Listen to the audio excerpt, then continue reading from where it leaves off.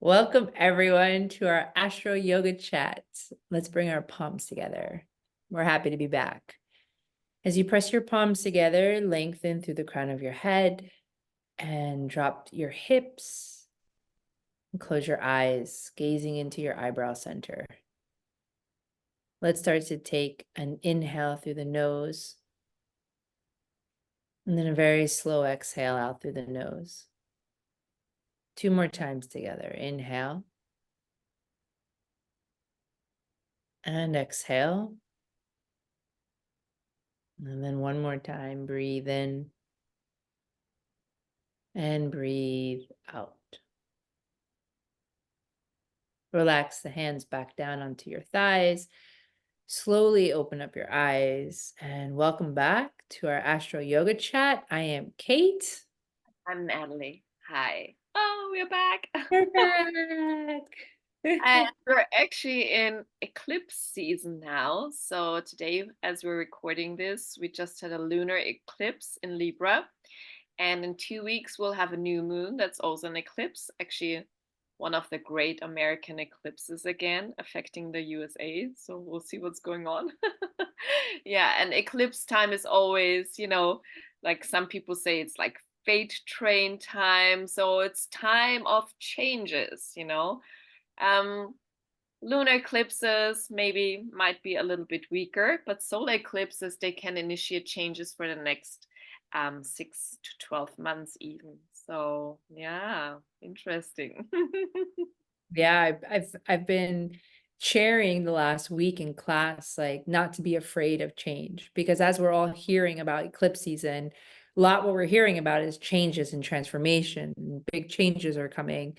And what does the mind do when it thinks about change? It like, no, it doesn't, the mind is not that great about change. So and I've been sharing the message of like, we're yogis, we celebrate change. We understand that the only thing constant in life is change. So do our best not to get caught up in the idea that the change is necessarily negative.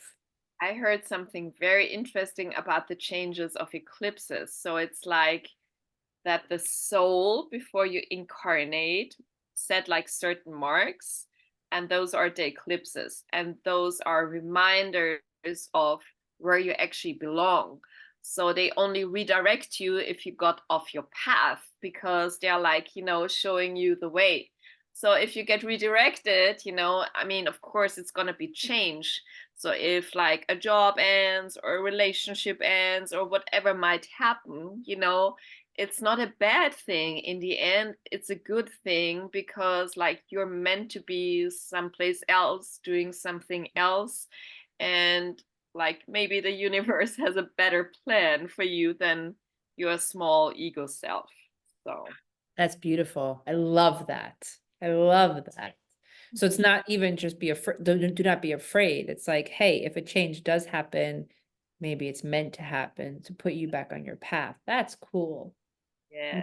I'm taking that. So So, but now, we are not really talking about eclipses so much. So we are back in our little Zodiac series, and we're at the fifth sign, which is Leo. Mhm. And Leo is, of course, the sign of royalty and leaders, like the Lion King, right? It's the leader of the pack. It's about creativity, and Leos, they like recognition and attention. They're very dramatic, they're proud, dominating, ambitious. And in evolutionary astrology, it's also interesting how they see it. So last time we did the fourth house, which is Cancer, and it's about identifying yourself, like, who am I? And when the light comes through the fourth house, it shines onto the sixth, like imagine there was a glass, and in the sixth house, you all of a sudden, like, you have the identity, and then you see all different kinds of colors and tones and expressions. And it's the house where you actually identify yourself, like, that's who I am. I like this, I do that, that's my talent, that's my strength. How can you self actualize? How you can self validate yourself? there's a few really nice sentences that I took notes of. So, where do you integrate your radiance? So it's about what makes you special, like your gift. What's your creative purpose? How you can connect with something within you, like your joy, your flow, your expression. How do you express yourself? Do you have a creative spark? How do you differentiate yourself from others? And where can you give life to something? Because the fifth house is also the house of children. So you can give life to a child, you can give life to a creative project and stuff like this. So yeah, I think it's the house of where you're special and where you're yourself and you're proud of that. And I love that, because let's pull this into yoga.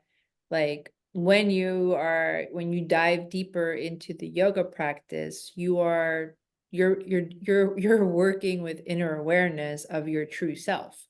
You're no longer just associating with the mind and the senses and the ego. You're going beyond that, and you're connecting with your true self.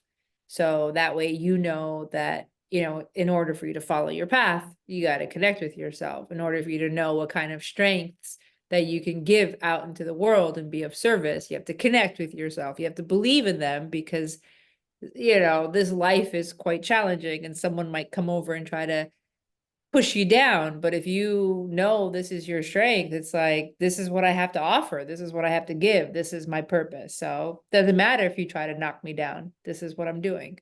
And it feels like when people start to take yoga classes, like we all in society are so taught to be critical, right? Like in school, are you the best? Are you good enough? Can you do this exercise, whatever, and it's like we step on the mat, and first of all we're critical. Oh, everybody's thinner, they have nicer clothes, they can lift their legs higher, they're younger, I don't know, like you're like very self-conscious. But then it's not about this, it's about like moving and living in the pose. So that's why I like give life to something. Like, where do you give life to something? So you're actually living in the pose, and you're doing the pose as yourself, like how you are with all the strength that you have. And it's not a bit about being self-conscious, like I cannot do this perfectly. Like, I live in this pose, I breathe in this pose, I do the pose how I am, like Mhm. my legs that long or short, with my arms this long or short, with my spine that flexible or not flexible. So, I'm okay with how I am, and I express myself. Mm-hmm. Mm-hmm. And that's freedom. Like the way that you're like describing this, like let's say if your arm isn't this long, like whatever it is, like in the pose, you're expressing yourself. To me, that's like absolute freedom, because you're not comparing, you're not judging, you're not expecting, and you're appreciating what, like who and who you are and what you have to offer. You're appreciating it. You're not, you're in a place of being of gracious and like gratitude for who you are. Right. And it's not about, how the pose should look like, if I always need a block in, twisted triangle, well, yeah, maybe I always need a block, but that's my pose, and that's how I am. And um yeah, so I think that's how we can tie it into yoga. And also the sentence, like, how do you connect to something within you, like your joy or your flow or your expression? I think in yoga we always connect to something within us, right? We connect to our soul so much more than just our mind. I just want to go back for a moment, because what we're talking about brings me back to a memory of being in the Ashtanga room, the Mysore room. And for years, I practiced Ashtanga because my philosophy teacher was an Ashtanga teacher. And if anyone knows about the Ashtanga lineage, it is very rigorous. It's very serious. It's like, I mean, it's crazy. I'm going to use the word crazy. even though that's probably not the right word to use. Anyway, you walk into a room and everyone is kind of everyone walks into the room at their own time. So the Ashtanga room is open from, let's say, 6 to 10 for a couple of hours. And you walk in and you learn the sequence from your teacher, and they keep dripping poses to you as you progress. Now, can you imagine like the levels of in the room? Because now everyone's doing their own thing and there's different series. There's primary series and I believe it goes all the way up to the fourth series. And everyone's at a different level. I mean, well, you would see these bodies do the most Cirque du Soleil kind of movements, and everyone is like pretty much naked, because it's so like you're breathing and it's like sweating, and when you can't do something, or when your body is not feeling something, you just can't do it, and you're looking at everyone else. I mean, I learned more about myself in that Ashtanga room than I think anywhere else. I learned about breath and I learned about myself. I learned all of my insecurities. They all came flying at me like nobody's business. And it reminded me to be proud of who I am and what I can do, because it was just like I had to go into this room. And in Ashtanga, you don't show up once a week, you have to show up 6 days a week. We have like a moon day, like, you have like certain days where it's okay not to show up. Like, you don't practice during the like the full moon or like the new moon. But for the most part, you show up every single day. And it's like, wow. So I just brought myself right back to this space of feeling like so insecure, so intensely like comparing my body to other people's body, but it was also very much of a wow factor. So you turn from this place of like, oh, I can't do this, to like a place of, but I can do this. And this makes me feel really good. And yes, that person can do this and great for them, but I can do this and great for me. So I think I'm thinking about this too with like Leo, of like the lion and having courage. You got to have courage to walk into the Mysore room. And then you also have to know that, Mysore Ashtanga was invented for teenage boys and they had like crazy hormones and energy. So it is something for a woman in her mid 40s, who's never done yoga before. I would rather doubt it. But, Agree, yeah, agree. it's all within a context, yeah. But I like the creativity part of Leo, and Leo is also very much connected to joy. So when we practice with joy, I think that's the most important thing.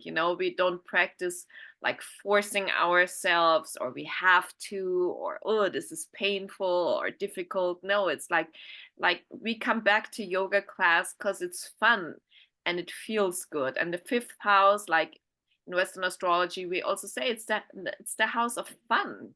So Yeah, that's cool. Yeah. Yoga is a joyous practice. it Yoga is. is yeah, it's joyous. I mean, if you're going to connect with your true self, what's the energy that you want to bring to the table?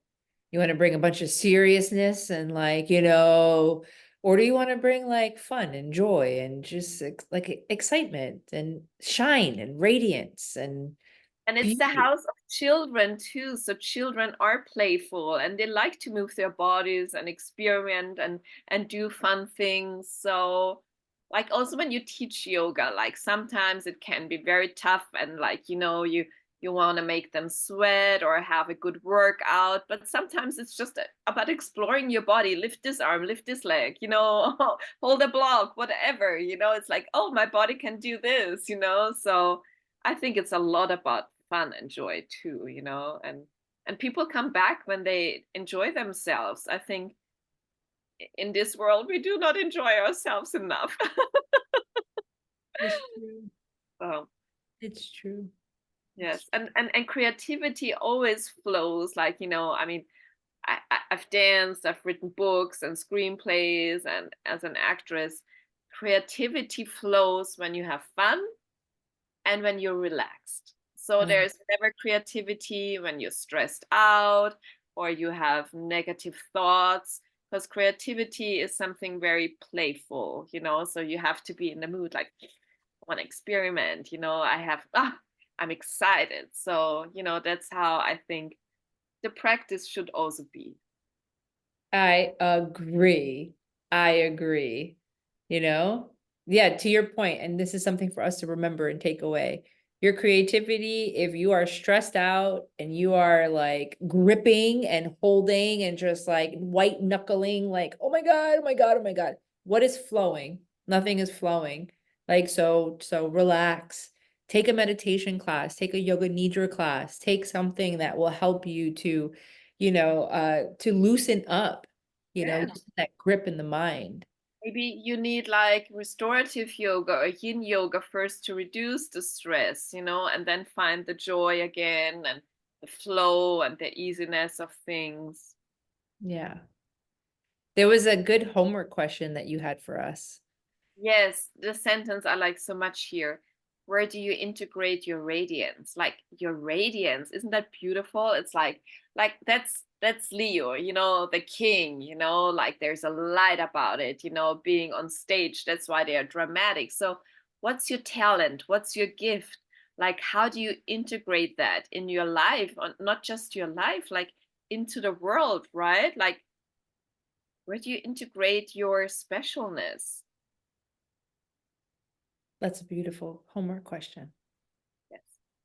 And that's a great question too, if people are listening to this now for this like full moon, like lunar eclipse energy as well. It's like integrate your light, look up at the full moon and see how that moon, what we get to see, shines so beautiful and bright. Yes, and actually, this is eclipse in Libra with the South Node was a lot about letting go of old relationship patterns, and I have the feeling like relationship patterns also go hand in hand, like with self-worth, like what's my radiance, what is special about me, which brings us then also to appreciate yourself more, and then maybe leading better relationships. I'm worth this. I have something Mm. special to offer. And, so what kind of partner do I need? Yeah, it's about relationships. Ooh, I love it. Well, Natalie, shall we wrap it up? Yeah. Let's bring our palms together at our heart. We're really happy to be back here. And take a solid breath in. By solid, I mean expand into your belly and then the sides of your waist. Keep expanding as you inhale. Maybe you even feel your lower back expand. Diaphragmatic breath.